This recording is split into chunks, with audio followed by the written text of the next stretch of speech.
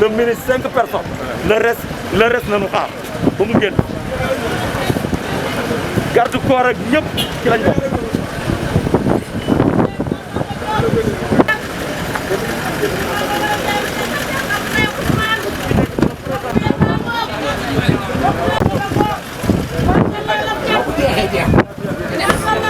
Les entrées, le reste attendent ici. Voilà. Ou bien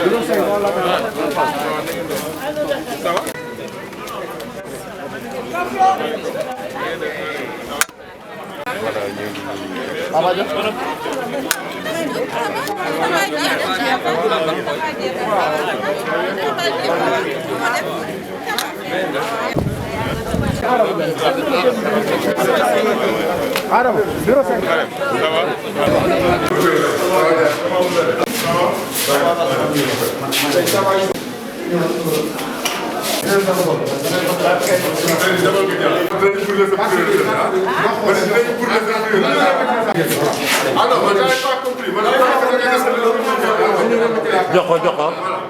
Donc, bureau numéro 5. Naam Diop. Naam Diop. Xool leen ko. Les représentants des partis xool leen ko Naam Diop. Xoolal leen ko Mamadou Diop.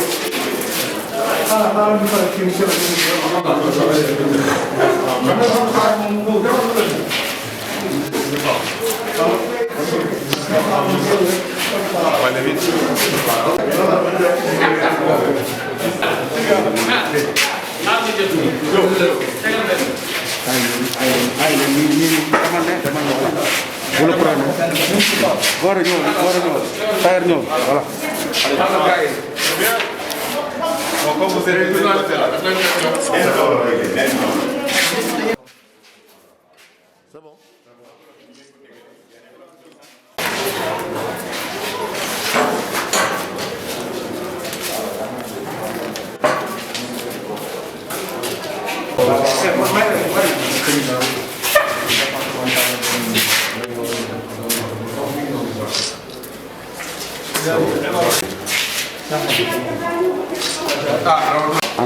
Monsieur le ministre, voilà, c'est bon. Merci, bonne journée, bonne chance.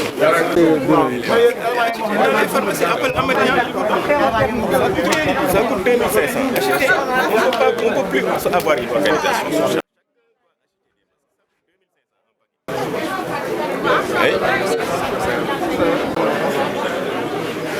Donc, une déclaration. Donc,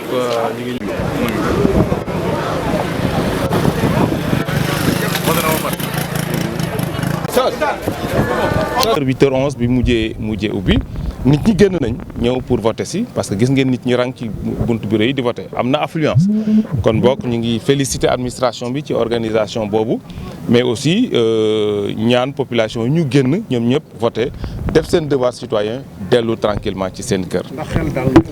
xel dal na bu baax pour ñaari fànn d'abord jàpp nañ ne ñun Njaareem fii ci at yi ci weesu président Macky Sall def na fi loo xam ni jàpp naa ne jaadu na que ñun tamit ñu taxaw ci wetam pour continuer liggéey boobu ngi def parce que réalisation yi fi président def masuñu ko am mais beneen bi aussi mooy ñu am une équipe municipale et départementale équipe yu baax yoo xam ni ay doomu Njaareem yoo xam ni ay kàngam lañ ku ci nekk ci fi nga nekk ñu présenter suñu programme de ville programme bi nag njaareem yëpp rafetlu ko ñu wane gis aussi que nit ñi ni ñu adhéré ci programme boobu pour ñaari raisons yooyu jàpp nañ ne incha allah tey ci ngoon dinañ am ndam lu rafet.